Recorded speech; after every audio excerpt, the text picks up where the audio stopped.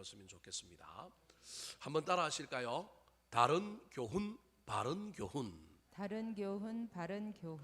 자, 바울 사도가 디모데라고 하는 사람에게 편지를 보냈습니다. 디모데는 어떤 사람이었을까요? 오늘 본문에 보면 우리가 이미 디모데를 알고 있지만 오늘 본문에서는 사도 바울이 디모데를 향하여 참 아들이다 그렇게 표현합니다. 자기의 아들이라는 거예요. 자, 2절 말씀 같이 한번 읽어볼까요? 오늘 본문 2절입니다. 시작.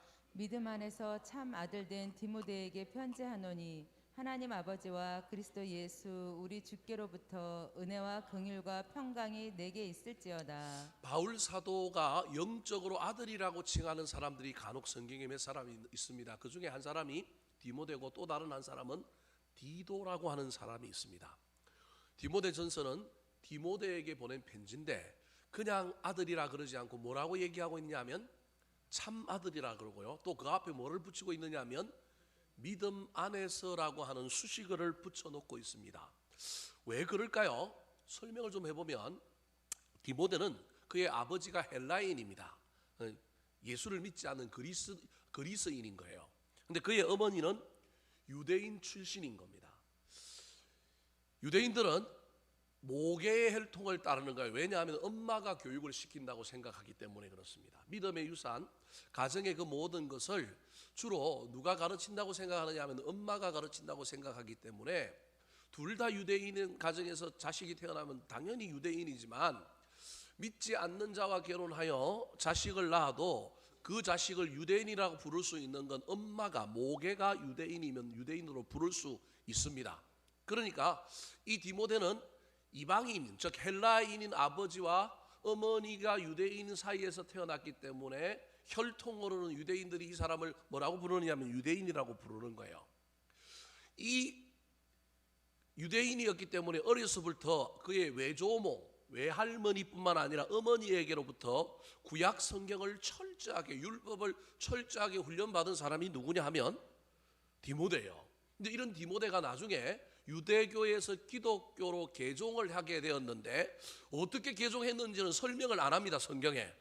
그냥 이들이 구약이 능통했다, 구약으로부터 시작하여 신약에 이르기까지 믿음이 좋은 사람이다라고 나중에 건너뛰어서 설명하지만 그 이야기를 설명하고 있지 않은데 오늘 본문에서는 사도 바울이 믿음 안에서 내가 낳은 참 아들이라는 거예요. 즉 믿지 않았는데 어떻게 되었다라는 거예요. 믿게 됨으로 말미암아 내가 영적으로 낳은 아들이다. 더 나아가서 양자처럼 내가 영적으로 데리고 다니는 이제 내 아들과 같은 존재가 되었다라고 하는 표현을 쓰고 있는 거예요. 미루어 짐작해 보건대 사도 바울이 이 디모데의 고향이 어디냐면 루스드라라고 하는 곳인데 여기를 언제 가느냐 하면 1차 전도 여행 때 이 루스드라라고 하는 동네에 가서 뭘 고치느냐 하면 안전병이를 고쳐요.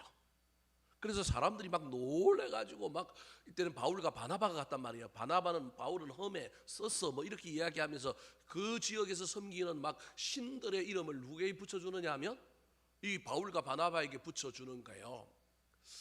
이건 추측일 뿐입니다. 성경에 기록하고 있지 않은 내용입니다. 바울과 디모데가 언제 만났을까? 어쩌면 1차 선교 여행 때 이 바울이 강력하게 복음을 전하고 어떤 기적을 일으키고 이적을 일으키는 현장 가운데 누가 있었을 가능성이 많으냐 하면 디모데가 또는 그의 어머니나 그의 외할머니가 거기에 있었을 가능성이 있는 거예요. 그래서 먼저 엄마, 아버지, 할머니가 개종을 하여 기독교로 왔는지 아니면 디모데가 왔는지는 알 수 없지만 어떤 바울과 디모데 사이에 매개점이 된 걸 굳이 찾으려고 한다면 1차 선교 여행 때 어떠한 만남이 있었을 것이라고 하는 것을 충분히 이해할 수 있습니다. 왜 그러냐 하면 2차 전도 여행에 갑자기 여러분 바울이 바나바와 헤어지고 난 다음에 전도팀을 따로 꾸리는데 그때 전도팀 안에 누가 들어오게 돼요? 디모데가 들어오는 거예요. 2차 전도 여행 때부터. 갑자기 2차 전도 여행 때부터 들어오려면 바울과 디모데 사이에는 그 전에 뭐가 있었다라는 거예요? 만남과 교제 또는 뭔가가 있었다라는 거예요. 그런데 오늘 본문에 와서 2차 전도 여행 때 데리고 갈 선교 요원으로 데리고 갈 정도면 여러분, 내가 누구에게 추천을 받아서 데리고 간 게 아니라 마가 때문에 바울과 바나바가 헤어졌단 말이에요. 그래서 선교팀의 일원이 부족하여 새로운 사람들을 보충하고 가는데, 그 보충하는데 아무를 보충할 수 없잖아요. 이미 마가를 한번 써봤는데 성숙지 못한 마가 때문에 선교팀이 엉망이 되고 힘든 걸 경험했기 때문에 아마도 바울의 입장에서는 누구에게 추천을 받은 것이 아니라 자기 생각에 자기를 거쳐갔던, 자기에게 복음을 배웠던 1차 선교 여행 기간 때에 자기가 잘 안목을 가지고 보고 배우고 키웠던 사람들 중에 뽑았을 가능성이 있는 거예요. 그런 의미로 본다면 이건 추측입니다. 여러분, 성경에 어떻게 기록되어 있는 것이 아니기 때문에 갑자기 2차 전도 여행에 디모데가 바울의 선교 그 일행에 합류하게 된 것은 이 바울과 디모데 사이에 소위 말하는 인간적인 영적인 끈끈한 관계가 있다는 거예요. 교제가 깊고 사람 됨됨이를 안다라는 거예요. 적어도 바울이 디모데를 회심시켜서 예수를 믿게 했든지, 아니면 바울이 디모데를 이때 이미 훈련을 시켜봤는데 이 성경 공부를 하고 훈련을 할 때 잘 반응을 하고 제목감이 된다라는 걸 안 겁니다. 그래서 실전에 투입하여 나랑 같이 선교 여행을 하는 가운데 얼마나 이 친구가 훗날 지도자가 될 수 있는지를 테스트하는 일에 삼기 위하여 누굴 데리고 가느냐 하면 디모데를 데리고 가는 거예요. 디모데가 어려요. 그래서 디모데 보고는 네 어린 걸, 네 연소함을 사람들이 뭐 하지 못하게 하라고요? 무시하지 못하게 하라는 거예요. 그러니까 어린 디모데를 데리고 간 거예요. 나이가 일천한, 그렇다고 뭐 청소년 이런 건 아니지만 아주 나이가 좀 부족해서 한 교회를 담임하거나 한 교회 안에서 교인들을 리더십을 가지고 형사하기는 힘든 나이, 그냥 인간적인 눈으로 볼 때 그런 나이에 디모데를 발탁을 한 거예요. 지금 선거판에 이제 새 판을 짜잖아요. 두 진영에서 이제 뭐 선거위를 구성하는데 여기도 시끄럽고 저기도 시끄럽지만 제가 보기엔 젊은 사람들을 대대로 내세우려고 지금 저러는 거예요, 사실은. 그런데 국민의힘은 나이든 노장들이 좀 뭔가 또 일도 해야 되는데 좀 자리만 차지하고 이런 밑에 사람 시키면 좋겠는데 정권을 내놔라 그러니까 이제 이게 사실은 구성하기가 쉽지 않은 거예요. 그러니까 젊은 사람을, 이 바울이 젊은 디모데를 갑자기 발탁하여 자기 팀에 데리고 간 거예요. 문제는 데리고 갔으면 마가처럼 막 적응을 못하고 힘들다고 이러면 되는데, 이러고 도망간 게 아니라 이 디모데가 어떻게 해요? 너무 잘 따라다니는 거예요. 2차 전도 여행 때 얼마나 잘 따라다니는지 몰라요. 그래서 2차 전도 여행 때 테스트 겸 데리고 갔는데 너무 잘 따라다니니까 통과시켜서 3차 전도 여행 때는 당연히 누가 들어가요? 디모데가 들어간 거예요. 2차 전도 여행 때는 견습 인턴이었다고 한다면 3차 전도 여행 때는 디모데가 정식 선교팀의 멤버가 된 거예요. 어리지만 멤버가 돼서 누굴 따라다니냐면 이 바울을 따라다니는 거예요. 그래서 여러분, 바울 사도가 편지를 쓸 때 공저자, 자기 말고도 이름을 등장시키는 사람들이 몇 사람인데 그중에 대표가 실라라고 하는 사람입니다. 이 사람 나이가 많은 사람이에요. 실라라고 하는 사람인데, 실라를 제외하고는 6권의 성경에서 나 바울은 누구누구와 함께 너희들에게 편지하노니 문안하노라 이러면서 편지를 쓰는데, 이때 디모데의 이름이 등장하는 성경이 몇 권이냐 하면 6권이에요. 고린도후서, 빌립보서, 골로새서, 데살로니가 전서, 데살로니가 후서, 빌레몬서, 이 6권에 바울이 디모데와 함께 내가 이 편지를 보내고 있다라고 이야기한 거예요. 4세대 지도자를 바울이 언급하고 사실은 뭐 하고 있는 거냐면 띄우고 있는 거예요. 좋은 지도자는 다음 세대 사람들을 잘 발굴하여 띄울 수 있어야 합니다. 그게 얼마나 중요한지 몰라요. 지금 그래서 2차 전도 여행 때 잘 따라다녀서 견습 딱지를 떼고 3차 여행의 수습이 아니라 정식 선교관이 되어서 3차 여행을 가는데, 이때 3차 여행의 주된 여행지는 어디였느냐 하면 갑자기 가다가 멈춰요. 어디서 멈추느냐면 에베소에서 멈추는 거예요. 에베소에서 몇 년 동안 머무는 거냐 하면 3년 동안 머물면서 뭘 해요? 두란노라고 하는 서원을 만들고 그 서원에서 소위 말하는 미래의 그 지역의 지도자, 목회자를 양성하는 신학교를 만들었는데, 이 신학교 사역의 주된 주임 교수, 학장은 누구냐 하면 바울이지만 그 밑에서 소위 말하는 겸임 교수 또는 지도 교수, 좀 뭐 지도 교수는 아니라도 조교 정도 하고 있는 사람이 누구냐 하면 디모데, 이런 사람들이 하는 거예요. 3년 동안 이 일을 하는 거예요. 여러분, 이때 신학생들이 주로 누구였을까요? 신학생들이. 여러분, 두란노라고 하는 사람은 랍비였습니다. 랍비라고 하는 사람이 자기 학교를 가지고 있는데 그 학교를 가지고 있는 사람 이름이 두란노예요. 이 사람이 자기 학교를 가지고 있는데 이 건물은 언제부터 쓰느냐 하면 아침부터 11시 정도까지 쓰고 우리나라 시간으로 오후 한 3시부터 5시까지 쓰는 거예요. 수업을. 그럼 언제 비는 거예요? 11시부터 오후 한 3시, 2시 반 정도까지는 비는 거예요. 사도 바울이 열심히 낮에 일하다가 이 비는 시간에 이 두란노에게 찾아가서 이거 나한테 좀 빌려달라. 내가 세를 내겠다. 자기가 텐트를 수리하고 막 이런 일들을 하고 번 돈을 가지고 이 건물을 재임대한 거예요. 여러분, 어떤 건물에 장사가 안 되고 또 세 놓는 것처럼 이 두란노라고 하는 사람이 세를 놓은 거예요. 자기 입장에서 손해될 게 없는 거예요. 자기는 율법을 가르치는 학생들을 그대로 모아서 할 수 있을 뿐만 아니라 그 시간대에 운영을 안 하는 그 학원 건물을 누구한테 세를 준 거냐 하면 바울한테 세를 준 거예요. 왜 그 시간이 비느냐? 그 시간은 뭐 하는 시간이에요? 잠자는 시간이에요. 낮잠 자는 시간이에요. 무슨 말이냐면 중건동 지역에는 모든 사람들이 이 시간에 너무 더워가지고 생산 활동을 안 하는 거예요. 이건 먼저 그냥 불문율처럼 되어 있는 거예요. 지금 에어컨이 있으니까 그러니까 너무 더우니까 안 하는 거예요. 이때는 다 쉬고 일을 멈추고 집에 가서 쉬고 뭐 자고 오라는 거예요? 낮잠 자고 다시 2, 3시쯤에 모이라는 거예요. 그럼 그런데 이때 나오는 사람들이 있는 거예요. 이때 낮잠을 자지 않고 나오는 사람들 정말로 헌신된 사람들이잖아요. 그 헌신된 사람들이 주로 누구냐면 노동자, 노예. 열심히 남한테 불임을 당하고 일을 하고 그 다음에 자기들도 육신을 뭐 해야 되냐면 쉬어야 되는데 자신들도 쉬어야 되는데 이 육체 노동을 하는 노동자들과 남의 밑에서 종살이를 하고 있는 사람들이 복음을 받아들이고 이때 뭘 배우러 오는 거예요? 복음을 배우러 온 거예요. 그 열정이 사도 바울이 보니까 너무 대단한 거예요. 갈 수가 없어. 그냥 개론 정도만 가르치고 구약 개론, 신약 개론, 성경 개관 이런 정도만 가르치고 가려고 했는데 이 사람들이 눈이 반짝반짝 하는 거예요. 너무 괜찮은 거예요, 사람들이. 그래서 보통 사도 바울이 한 지역에 한두 달 이상 있지 않는데 많이 있어봤자 여러분 뭐 며칠 있다가 가는데 핍박 때문이기도 하지만 바울은 오지 선교를 한 사람이 아니라 도시 선교를 한 사람입니다. 도시를 중심으로 복음을 전하고 그 도시에 일꾼을 세워서 그 일꾼들이 그 도시에서 인근 또 지역으로 뭐 하는 거예요? 흩어지는 거예요. 이게 세계 선교사의 아주 유명한 도시 선교라고 하는 선교의 전략입니다. 우리는 그냥 오지 가면 좋은 선교사고 오지에 가야만이 그 사람이 선교사라고 생각하는데 초창기 복음을 효율적으로 전하기 위해서는 어디를 가야 돼요?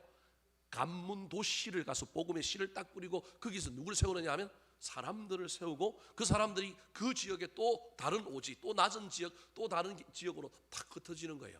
이게 이제 초창기 우리 세계 선교사에 있었던 그 유명한 거점 선교, 도시 선교라고 하는 선교의 전략을 최초로 누가 썼느냐 하면 사도 바울이 쓴 거예요. 사도 바울이 그래도 다른 도시로 또 옮겨가서 또 신학교를 만들고 또 사람들을 양육해야 되는데 이 에베소를 못 떠난 거예요. 거기에 워낙 큰 도시일 뿐만 아니라 워낙 좋은 사람들이 훈련을 받기 때문에 3년 동안 이 사람들을 훈련하고 3차 선교여행을 다시 출발하여 저 이탈리아까지 갔다가 나중에 다시 배를 타고 지중해를 건너와서 자기가 3년 동안 있었던 그 에베소 교회가 어떻게 잘 지내는지 너무너무 궁금하기도 하고 너무너무 애정이 많이 들으니까 장로들을 불러서 밀레도라고 하는 그 에베소 인근에 있는 항구 도시의 섬으로 불러가지고 그 섬에서 눈물을 흘리면서 이 에베소 교회 장로들을 향하여 교회 잘 섬겨야 된다. 너희들이 정인이다. 예수 그리스도의 그러한 가르침대로 살아야 된다. 주님께서 나한테 구복을 알려주었는데 주는 것이 받는 것보다 뭐하다? 복되다. 이때 이 이야기를 누구한테 한 거냐면 밀레도에서 에베소 교회 장로들에게 한 거예요. 장로들 보고 그런 삶을 살라는 거예요. 받는 삶 살지 말고 인정받는 삶, 막 군림하려고 하는 삶 살지 말고 너희들은 주는 삶을 살아라. 그래서 예수님께서 내가 다메섹 동산에서 환상 중에 만났을 때 내 눈을 멀게 하셨지만 그때 주님께서 나한테 알려준 또 다른 산상보훈의 팔복의 다음 가는 구복의 말씀이 있는데 그게 뭐냐 하면 주는 것이 받는 것보다 복되다, 그런 말을 나한테 했다. 내가 너희들에게, 주님께서 친히 전한 말을 너희들에게 전하니 너희들이 이 말을 가지고 교인들을 잘 양육해라. 그리고 어디로 올라가느냐 하면 예루살렘으로 올라갑니다. 근데 문제는 예루살렘에 올라가서 나중에 하나님께서 그를 로마의 복음을 전하려고 하는 경륜 때문에 잡히게 만들고 어디로 가게 만들어요? 로마로 압송되게 만든 거예요. 그 압송되는 과정에 여러분, 이 디모데를 사도 바울이 어디로 보내느냐 하면 에베소로 보내는 거예요. 자신은 로마로 가고, 그 다음에 이 사도 바울은 어디로 가요? 디모데는 어디로 가요? 에베소로 간 거예요. 에베소 교회를 너무 사랑한 뿐만 아니라 에베소 교회가 그 장로들에게 부탁하여 교회를 잘 하라고 그랬는데, 에베소라는 도시가 워낙 복잡하고 워낙 클 뿐만 아니라 이단들이 득세함으로 말미암아 흔들리니까 자기와 함께 감옥에 갇혀서 죄수가 돼서 로마 황제 앞에 재판받으러 가는 길에, 그게 누가 따라가냐면 신라도 따라가고요, 누구도 따라가냐면 누가도 따라가는데, 디모데도 원래 따라가야 되는데 디모데는 안 따라가고 디모데를 급하게 어디로 보내냐면 에베소로 보내는 거예요. 나중에 디모데 후서에 보니까 사도 바울이 로마 감옥에서 누구를 보고 싶어요?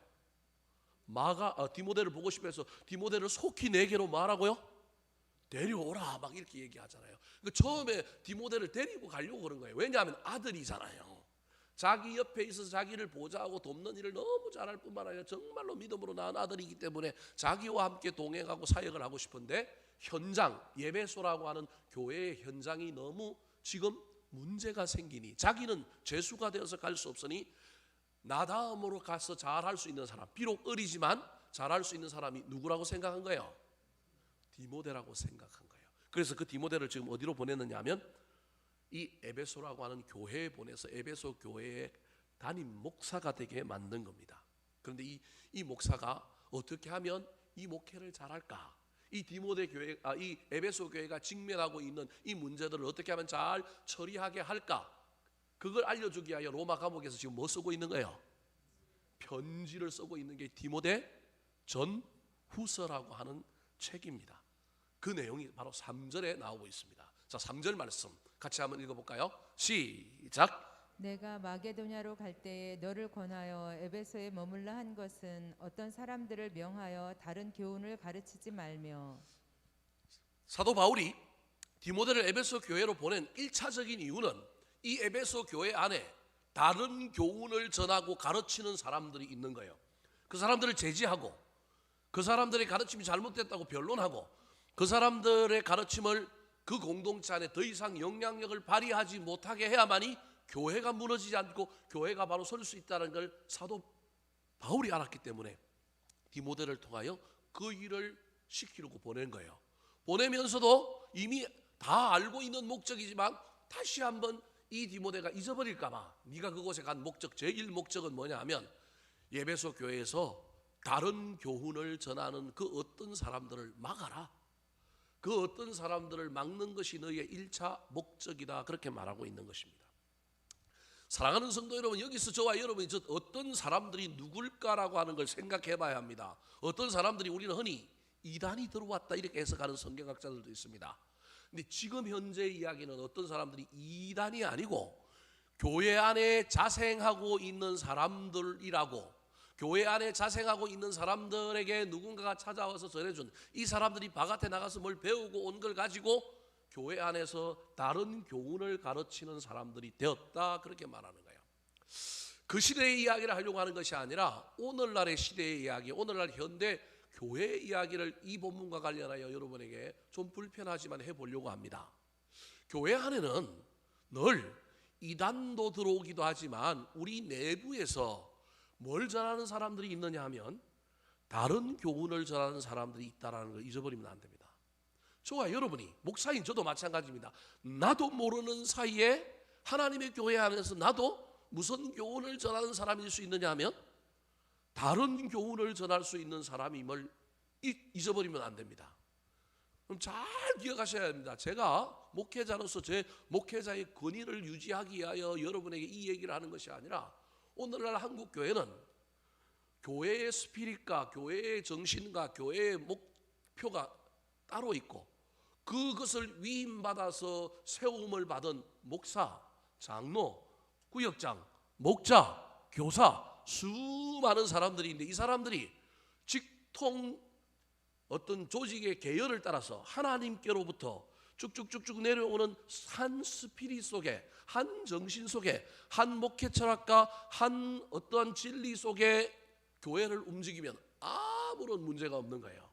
그런데 간혹 자기가 목회를 하는 사람들이 생길 수 있어요. 내가 최고인 거예요. 내가 옳은 거예요. 그래서 늘 교회에 문제가 생기는 거예요. 오늘 본문의 이야기도 그런 내용인 거예요. 사실은 어떤 사람들이 자꾸 하지 말아야 될 말, 가르치지 말아야 될 이야기 그냥 안으로 삭히든지 자기와 하나님하고 해결하든지, 아니면 더 나아가서 뭐 정말로 어떤 믿을 만한 사람에게만 정말로 사적인 자리에서 그냥 어쩔 수 없이 하는 것, 사실은 그것도 아니지만, 그런데 어떤 공적인 자리, 공적인 영역, 정말로 그런 영역에서 뭘 하고 있느냐 하면 하나님이 좋아하지 않는, 하나님이 원하지 않는 무엇을 전하고 있냐면 다른 교훈을 전하고 있는 거예요. 여러분만 이야기하는 게 아니라 저에게도 이야기하는 거예요. 목사가 목회자로 양을 치라고 부르심을 받아 교회를 맡았다고 한다면 그 교회에 하나님의 말씀은 자기 이야기하면 안 되겠죠. 그럼 뭘 전하는 거예요? 다른 교훈을 전하겠죠. 오늘날 강단에서 목사들도 이 디모데에게 보는 이 편지를 통하여 자기가 자기 자신을 자꾸 디모데에게만 자기 자신을 자리에 놓고, 디모데의 자리에 자기를 놓고 자꾸 엉뚱한 적용을 할 때가 얼마나 많은지 모릅니다. 그 적용도 해야 하지만 반대로 나를 어떤 자리에도 놔봐야 되느냐 하면 오늘 본문에 나오는 이 어떤 사람들, 다른 교훈을 전하는 어떤 사람은 아닌지 늘 살펴야 합니다. 교회에서는 목사님은 이렇게 얘기하는데 그 이야기가 마음에 안 든다고 나는 다른 얘기를 하고 있다? 마음에 안 들면 목사님한테 얘기를 해야죠. 목사님, 그거 제가 보기엔 그거 좀 문제가 있는 것 같습니다. 꼭 내 얘기를 들어줘야 된다, 안 들어주면 틀렸다, 이 얘기가 아니라 여러분 조언을 해야죠. 이야기를 해야 되지 않겠습니까? 근데 그 이야기는 안 하고 뒤에서 뭘 이야기하고 있냐면 다른 교훈을 이야기하고 있다? 이게 얼마나 공동체를 망가뜨릴 가능성이 있는지 너무도 잘 알고 있는 사도 바울이 그 바쁜 와중에 감옥에 갇히고 로마에 제수의 신분으로 달려가는데, 자기 혼자 가면 너무 힘든데 가장 사랑하는 아들 디모데를 데리고 가야 되는데 그 디모데를 어디로 보내요? 에베소 교회를 보내잖아요.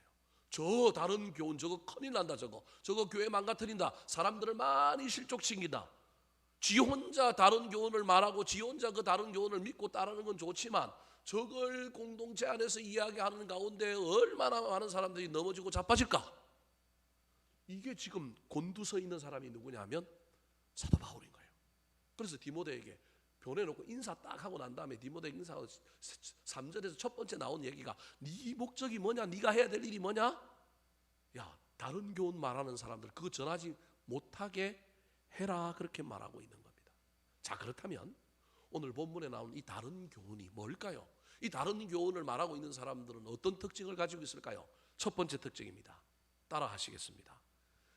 신하와 끝없는 족보에 몰두합니다. 신하와 끝없는 족보에 몰두합니다. 자, 이들이 말하고 있는 다른 교훈의 내용입니다. 다른 교훈의 내용이 뭐냐면 첫 번째가 뭐라고요? 신하. 두 번째가 뭐라고요? 족보. 자, 4절 말씀 같이 한번 읽어볼까요? 4절 시작. 신하와 끝없는 족보에 몰두하지 말게 하려 함이라. 이런 것은 믿음 안에 있는 하나님의 경륜을 이름보다 도리어 변론을 내는 것이라. 자, 다른 교훈을 말하는 사람들이, 다른 교훈을 전파하고 가르치는 사람들이 그 다른 교훈 안에 주로 뭘 이야기하느냐, 뭘 이야기한다고요? 신하를 얘기해요. 이 신하가 뭘까요? 여러 해석이 있는데요. 첫 번째는 그리스 로마 신하. 말이 좀 이상합니까 여러분? 그리스 로마 신하. 그리스 헬라 지역에 있는 제우스 신을 비롯한 신들의 이야기를 가지고 자꾸 뭘 해석하려고 그래요? 기독교를 해석하려고 그래요. 이게 영지주의의 영향 때문에 그런 겁니다.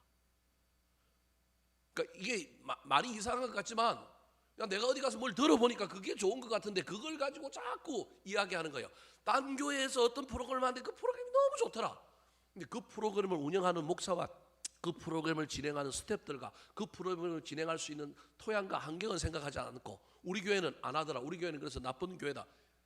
똑같은 이야기와 비슷한 이야기들을 이 에베소 교회에 있던 사람들이 한다라는 거예요. 특별히 영지주의의 철학을 배운 사람들이 영지주의를 가지고 뭘 이야기하느냐 하면 성경에 나오는 이야기를 뭘로 이야기하냐면 신화로 얘기하는 거예요. 에덴 동산의 이야기를 뭘로 만들어요? 성경에 나오는 이야기뿐만 아니라 거기 플러스 알파하여 신비하게 좀 더 다른 막 묘한 이야기를 집어넣어 갖고 좀 더 이야기하는 거예요. 그러면 있어 보이잖아요.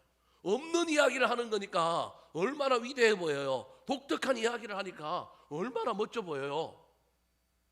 그래서 그런 이야기들을 가지고 쭉 하는데 전체 줄거리는 성경의 이야기인데 알고 보니까 그 줄거리 속에 담겨 있는 것이 뭐냐 하면 하나님의 하나님 되심을 부정하고 예수 그리스도의 복음을 부정하는 다른 구원의 가능성, 다른 것들에 대한 이야기들을 그 안에 담고 있는데 막 이런 이야기를 하는 거예요. 진리가 아닌데 진리인 것처럼 신화를 가지고 이야기하는 거예요. 신화를 이야기하니까 너무 기가 막힌 거예요. 너무너무 사람들 입장에서 색다르고 좋은 거예요.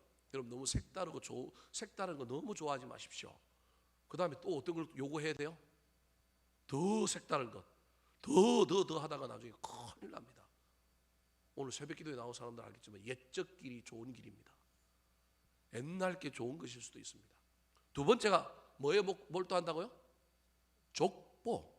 현재 내 신앙은 어떤 신앙이냐, 난 누구를 믿고 있느냐, 나는 어떠냐가 아니라 우리 아버지가, 우리 엄마가 저기는 뭐냐면 나는 아브라함의 멧돼손이다. 나는 무슨 지파 사람이다. 이게 족보예요. 여러분 아무것도 아닌 것 같지만 저게 이단의 요소도 있지만 저게 이단이라고 볼 수 없다니까요. 그래서 바깥에서 들어와서 어떤 이단들이 교회를 뒤집어 놓는 게 아니라 내부에 있는 변질된 우리의 모습, 진짜 교훈이 아닌 바른 교훈이 아닌 다른 교훈을 교회 안에서 이야기하기 시작하는 거예요. 점점 이야기하는 일들이 생겨나는 겁니다. 조상 자랑하고요. 성경에 나오는 이야기들을 좀 더 다르게 신화처럼 얘기하는 사람들. 근데 그 신화처럼 이야기하는 이야기들 속에 가만 보면 진리가 아닌 것이 들어있을 뿐만 아니라 하나님을 부정하고 예수 그리스도의 구원이라고 하는 걸 다르게 이야기하는 막 그러면서 막 이야기들을 막 집어내는 거예요. 이때 만들어졌던 성경들이 있는데 그 성경들이 소위 말하는 위경이라고 하는 성경들입니다. 이때 이 신화와 관련돼서 만들어진 성경들이 위경이라고 하는 성경들이 만들어져 가지고 이것들이 성경이라는 거예요. 두 번째 다른 교훈을 말하는 자들의 특징이 무엇일까요? 따라 하시겠습니다. 헛된 말을 하고 논쟁을 일으킵니다. 헛된 말을 하고 논쟁을 일으킵니다. 자, 4절 6절 말씀 같이 한번 읽어볼까요? 다시 4절과 6절입니다. 시작. 신화와 끝없는 족보에 몰두하지 말게 하려 함이라. 이런 것은 믿음 안에 있는 하나님의 경륜을 이름보다 도리어 변론을 내는 것이라. 사람들이 이에서 벗어나 헛된 말에 빠져. 자, 신화와 끝없는 족보에 몰두하다 보니까 뭐가 옳으냐 그러냐를 가지고 뭐 하는 거예요? 변론하는 거예요. 다투는 거예요. 다툴 뿐만 아니라 공동체 안에 자꾸 다툼을 하는 거예요. 옳고 그름을 가지고 따지기 시작하니까 자꾸 막 다툼이 일어나는 거예요. 그걸 변론이라고 표현하고 있어요. 6절에 가면 사람들이 이에서 벗어나 바른 교훈에서 벗어나 무슨 말에 빠져 있다고요? 헛된 말, 농담 따먹기, 이상한 이야기들에게만 그냥 꽂혀가지고 성경 이야기는 안 하고 암송은 안 하고 요절은 안 해오고 자꾸 엉뚱한 이야기들만 하는 거예요. 모이면 뭐 하고요? 다투고, 그죠? 다투지 않으면 교회 이야기, 성경 이야기, 좋은 이야기를 해야 되는데 그 이야기를 하는 게 아니라 무슨 말에 빠져 있다고요? 헛된 말에 빠져 있는 거예요. 여러분 이게 외부에서 들어오는 이단의 이야기가 아니라 우리 내부에서 변질된 사람들이 이런 이야기를 지금 한다는 거예요. 근데 이들이 나중에 이단들하고 탁 마주치거나 합세하기 시작하면 더 큰 엄청난 일들이 일어나는 거예요. 세 번째 다른 교훈을 전하는 사람들의 특징이 뭘까요? 따라 하시겠습니다. 아비가 아니라 선생이 되려고 합니다. 아비가 아니라 선생이 되려고 합니다. 자, 7절 말씀 같이 한번 읽어볼까요? 7절 시작. 율법의 선생이 되려 하나 자기가 말하는 것이나 자기가 확증하는 것도 깨닫지 못하는도다. 베드로전서에 보면 세상에 여러분 서성은 많은데 뭐는 없다고요? 아비가 없대요. 1만 서성이 있어도 뭐는 없다고요? 아비가 없다. 그래서 많이 뭐 되지 말라고요? 선생되지 말라는 거예요. 이 어떤 이들이 누구인지에 대한 정체가 7절에 드디어 구체적으로 등장합니다. 나중에 영지주의자들이 나오겠지만 1장에서 지금은 영지주의자들에 대한 아주 명확한 포인트를 가지고 지금 이야기하고 있는 것이 아니라 이 에베소 교회의 문제를 일으키는 사람들은 누구냐 하면 유대주의의 율법주의자들. 율법이 우선이다. 할례 받아야 된다는 걸 넘어서서 율법을 가지고 자꾸 공동체를 재단하고 그 율법 속에서 옳고 그름을 따지려고 하는 사람들이 있는 거예요. 그 사람들이 율법에 뭐가 되려고 한다고요? 선생이 되려고 하는 거예요. 그거 틀렸어. 너 그거 틀렸어. 너 그거 옳지 않아. 넌 문제야. 자꾸 선생 되려고 한다는 거예요. 그런데 이 선생 되려고 하는 사람들의 특징이 뭐냐 하면 자기가 말하는 것도 잘 모른다는 거예요. 자기가 지금 가르치고 있으면 자기 말하는 게 이게 뭔지도 잘 모르고 때로는 가르친다는 거예요. 자기가 학정하는 것도 뭔지 깨닫지 못하는 거예요. 진리를 말한다고 하는데 진리의 내용이 뭔지를 모른다는 거예요. 그래서 에베소 교회에 1차적으로 조금 이따가 또 한 부류가 나타나겠지만 이 디모데 앞에 이 에베소 교회의 문제는 두 가지인데 첫 번째로는 영지주의자들이 나중에 우르르 들어올 거고 또 하나는 유대교 율법주의자들이 자꾸 복음의 사랑의 공동체인 복음의 공동체를 율법화되게 만들려고 하는, 특별히 우상의 음식과 관련하여 이 에베소 교회 교인들이 힘들어하게 되는데 먹어야 되느냐 말아야 되느냐 먹지 말아야 된다 막 이런 걸 가지고 조문을 하나하나를 가지고 따지는 거예요. 이때 사도 바울이 이 디모데에게 이 사람들을 향하여 설명하면서 이 사람들이 율법을 주장하는데 율법은 나쁜 것은 아니다. 근데 뭘 모르고 있느냐? 율법의 기능, 율법의 본질을 모르고 있다. 율법이 목적이 아니라 율법 그 다음 단계로 나아가기 위하여 율법을 써야 하는데 이 사람들은 그 다음 단계로 나아가지 못하고 율법에 머물러 있을 뿐만 아니라 율법 제일주의자가 되면 이 사람들은 그냥 구약에 머물러 있는 사람들이다. 그러면서 설명을 하는 거예요. 그러면서 디모데에게 이 사람들하고 대적하느라고, 이 사람들을 몰아내느라고, 이 사람들과 싸우느라고, 그렇다고 율법이 틀렸다고 생각하면 안 된다. 그걸 디모데에게 사도 바울이 알려줍니다. 8절 말씀 같이 한번 읽어볼까요? 8절 시작. 그러나 율법은 사람이 그것을 적법하게만 쓰면 선한 것임을 우리는 아노라. 나쁘지 않고 필요한 율법이다. 근데 문제는 이 율법은 용도가 있다라는 거예요. 그 용도를 넘어서는 일은 못하는 것이 율법이다. 율법이 필요 없는 게 아니고 율법은 필요한데 율법이 온전한 건 아니다. 완벽한 건 아니다. 율법은 어떤 필요에 쓰이는 건지 내가 알려줄게. 그러면서 여러분 9절과 10절에 보면 안 읽을 거예요. 9절과 10절에 보면 이 율법이 필요한 사람들을 쭉 설명합니다. 뭐 살인자, 뭐 남색하는 자, 뭐 하는 자. 그 9절과 10절에 나오는 내용을 여러분 딱 보면요. 9절은 십계명에 어디에 해당되는 거냐면 하나님과의 관계에 해당되는 내용들이고요. 그 다음에 10절은 이웃과의 관계되는 5계명부터에 해당되는 내용인 거예요. 그러니까 십계명을 차용하여 지금 사도 바울이 설명하고 있는 거예요. 율법이 필요 없는 것이 아니라 필요하다. 잘만 쓰면 율법은 뭐한 것이다? 선한 것이다. 그런데 율법은 뭐하지 않다? 완벽하지 않다. 무슨 말을 하려고 하느냐 하면 이런 거예요.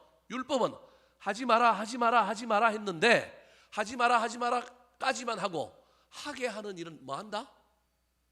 못한다. 이해되십니까 여러분? 하지 마라 그러면 하지 마라 그러면 하지 않는 데까지만 하는 거예요. 부모를 살인하지 말라.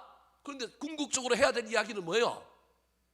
공경하라를 얘기해야 되는데 율법은 공경하라라고 하는 긍정적인 걸 가지고 얘기하는 것이 아니라 율법의 특징이 자꾸 뭐하게 한다고요? 하면 안 돼. 하면 벌 받아. 그래서 율법은 방어적이라는 거예요. 율법은 어떤 한계를 정해놓고 그걸 넘어서지 못하게 하는 데까지 한다라는 거예요. 필요하다라는 거예요. 죄인들에게 필요하고 어떤 공동체를 안정적으로 가게 하기 위하여 필요하다라는 거예요. 그래서 그 잘 쓰면 좋은 거라는 거예요. 근데 거기에 머물러 있으면 안 된다라는 거예요. 지금 율법주의자들이 에베소 교회에서 판을 치는데 이 사람들 이들 내버려 두면 공동체를 자꾸 뭘로 만들 거냐면 가두어 둘 거라는 거예요. 못하게 해서 사고는 안 생길지 모르겠지만 뭐는 그냥 성장은 없는 거예요. 뭐는 없는 거냐면 변화는 없는 거예요. 복음은 뭐예요? 변화라니까요. 복음은 변화인데 율법은 변화가 아니라 율법은 지키게 하는 거예요. 지키게 하는 거예요. 여러분, 이게 오늘날 한국 교회 안에서도 목사님 저도 고민해야 될 문제예요. 우리 교회가 한국의 교회들이 고민해야 될 문제예요. 우리는 자꾸 못하게 하는 것, 지키는 것에 방점을 둘 때가 많아요. 근데 지금 사도 바울이 그게 복음이 아니다, 그게 목적이 아니다 그러면서 이 율법주의자들은 그래서 뭘 되려고 하느냐 면 자꾸 선생이 되려고 한다라는 거예요. 선생은 가르쳐서 못하게 하고 성장하게 하는 선생도 있지만 지금 얘기하는 이 선생은 뭐 하는 거냐 하면 갖고 지식을 알려주고 그냥 어떤 수준에만 머물게 하는, 넘어서지 못하게 하는 역할을 하는 건데, 아버지는 여러분 뒤에서 그냥 아무 말도 안 하고 그냥 후원해주고 대해주고 손해보고, 그래서 나중에 아버지의 사랑을 깨닫고 아들은 뭐 하는 거예요? 변하는 거예요. 선생 노릇 하지 마라. 여러분, 저와 여러분이 이 세 가지 교훈에서 잘 생각을 해봐야 됩니다. 나는 지금 무엇을 자랑하고 있는가? 나는 지금 뭘 얘기하고 있는가? 진리를 얘기하고 있는 것이 아니라 자꾸 부정적인 것, 좀 뭐가 떨어져 나간 것, 뭐가 잘못된 것, 이런 걸 이야기하는 신화의 이야기를 하고 있는 사람은 아닌가? 나는 지금 현재 내 모습을 이야기하고 있는 것이 아니라 내가 왕년에 뭘 했고 어떤 신앙이고 족보를 이야기하고 있는 신앙은 아닌가? 여러분 살펴보아야 합니다. 더 나아가서 나의 말은 지금 어떤 말인가? 그 말은 궁극적으로 너무 옳고 그름의 시시비비를 따라서 자꾸 뭔가 편을 가르게 만들고 뭔가 자꾸 막 사람들을 정죄하고 판단하게 하려고 하는 것은 아닌가? 진리와 구원의 문제를 제외하고는 그러면 안 되는데, 진리와 구원의 문제는 이상한 말을, 좋은 말을 하지 않고 엉뚱한 데서 자꾸 저와 여러분이 막 변론을 일으키고 헛된 말을 하고 진리는 말하지 않고 그러고 있지는 않은가?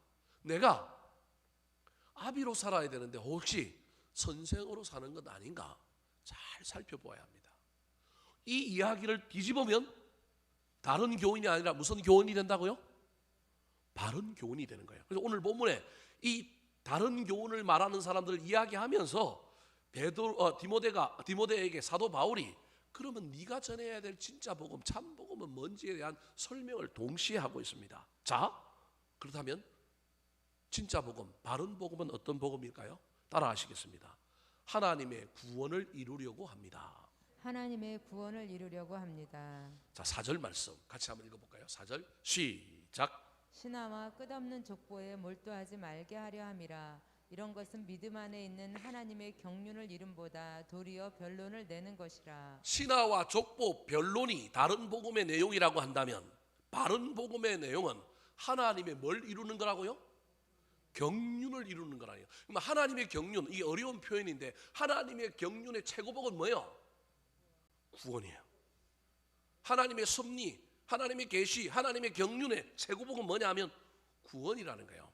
지금 이 이야기는 뭐냐면 네가 지금 저 다른 교훈을 전하는 사람들과 그 문제를 해결함에 있어서 최악의 순간에는 저들과 싸우고 저들과 이겨야 되지만, 저들과 싸워서 이기느라고 저들 때문에 가만히 있던 사람들까지 영혼이 다치고 그들도 따라 나가면 큰일 나니, 사람의 구원이 최고임을 알아서 어떻게 하면 구원을 잃어버리지 않는 범위 내에서 저들과 싸울 거냐.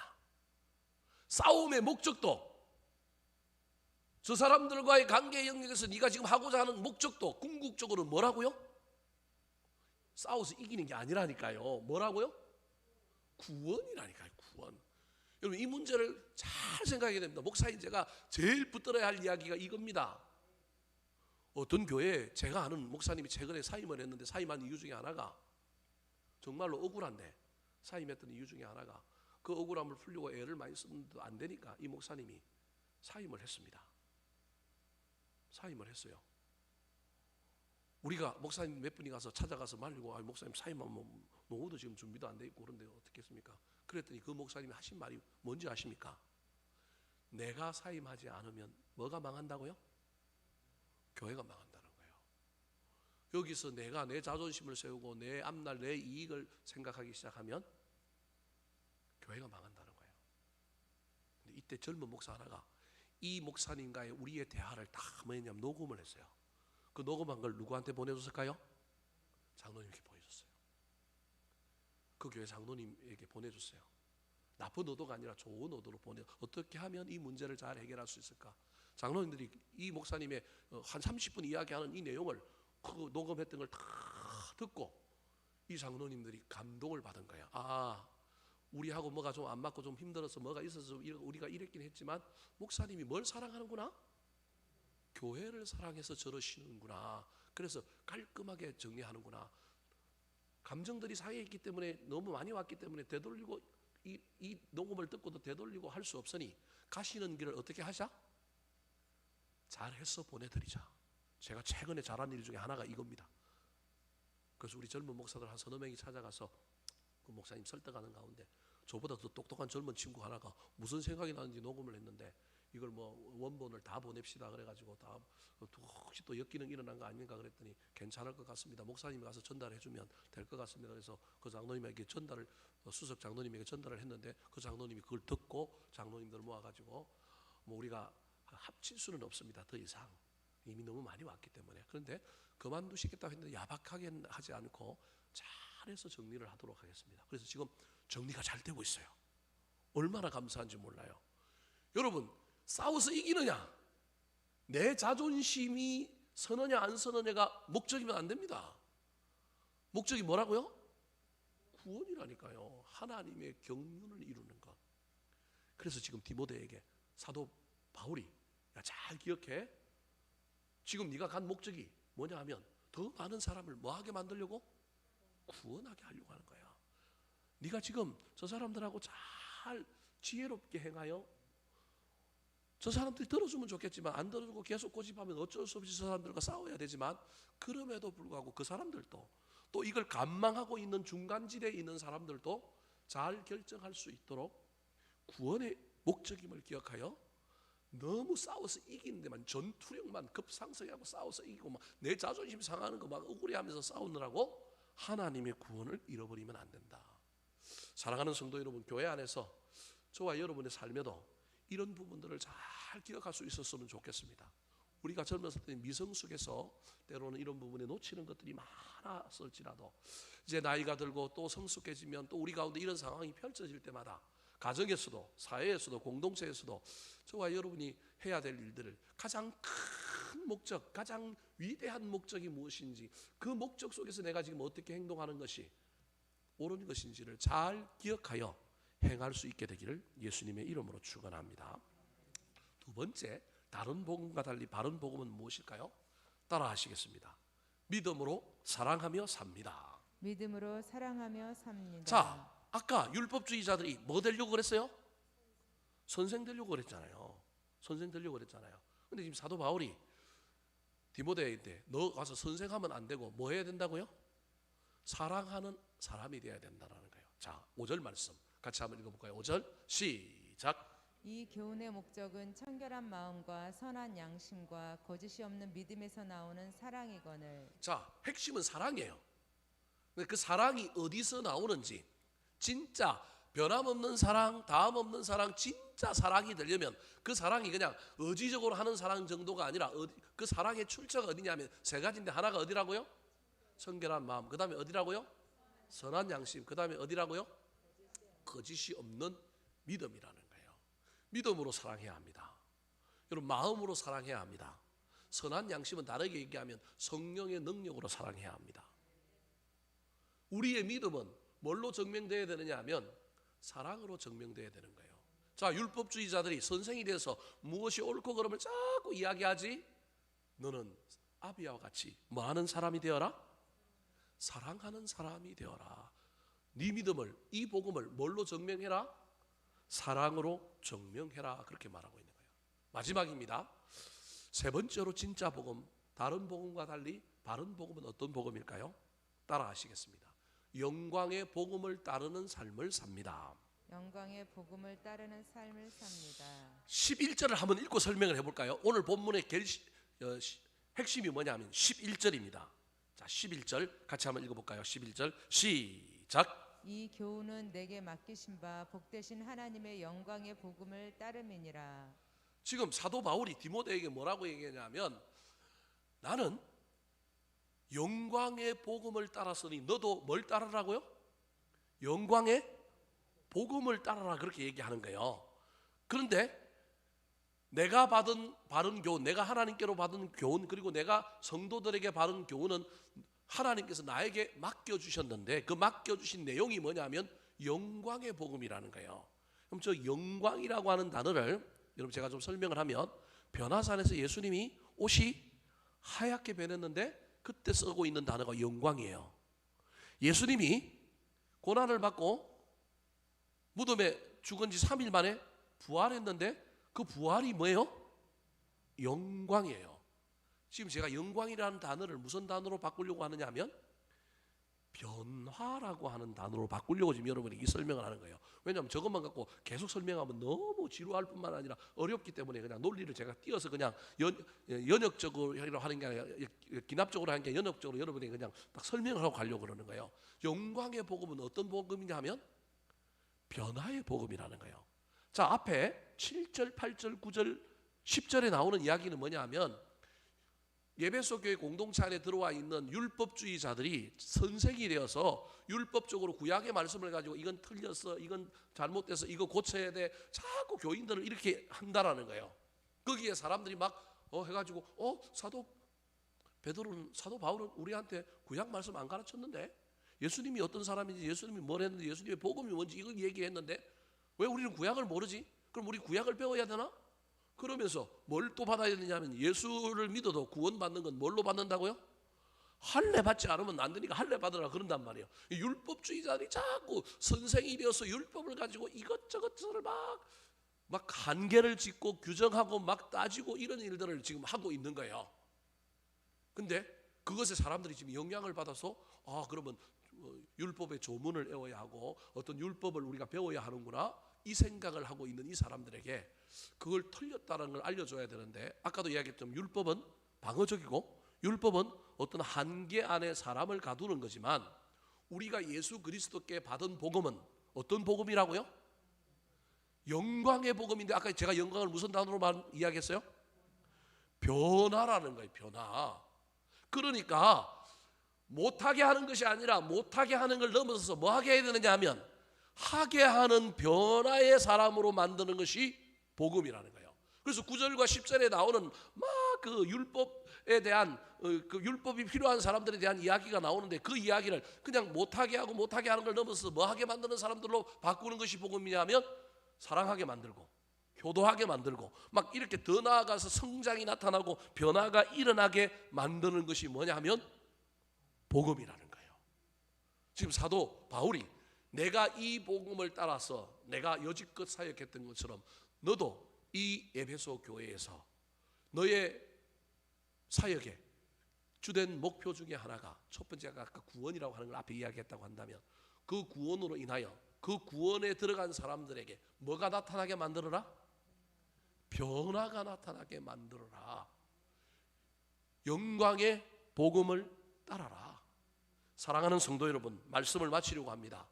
혹시 저와 여러분이 하나님의 구원이 아니라 우리의 자존심을 가지고 실험하고 있지는 않습니까? 하나님의 구원이었으면 좋겠습니다. 저와 여러분이 자꾸 옳고 그름을 가지고 선생처럼 따지고 있는 사람이 아닙니까? 우리의 믿음을 사랑으로 보여주는 사람이었으면 좋겠습니다. 무엇을 하느냐 하지 않느냐의 문제가 아니라 저와 여러분의 신앙이 변하고 있는가? 그것이 영광의 복음이 나한테 있느냐 없느냐를 확정한다는 사실을 잘 기억하여 저와 여러분은 다른 사람을 변화시키는 사람이 되었으면 좋겠습니다. 더 나아가서 그 변화를 일으키기 위해서는 내가 변하는 주체 주인공이 되어야 함을 기억하셔서 올해가 가기 전에 나는 어제와 오늘 내가 얼마나 변했는가, 작년에 나와 올해의 나는 내년에 또 내가 어떤 변화를 바라보며 달려갈 것인가 결심하시고 살펴보시고 결심하시고 결단하는 저와 여러분이 되기를 우리 구주 예수 그리스도의 이름으로 축원합니다. 한번 따라 하실까요? 다른 교훈, 바른 교훈. 다른 교훈, 바른 교훈. 신하와 끝없는 족보의 몰두. 신하와 끝없는 족보의 몰두. 헛된 말과 논쟁. 헛된 말과 논쟁, 아비가 아니라 선생되기, 아비가 아니라 선생되기, 하나님의 구원을 이루기, 하나님의 구원을 이루기, 믿음으로 사랑하기, 믿음으로 사랑하기, 영광의 복음을 따르기. 영광의 복음을 따르기.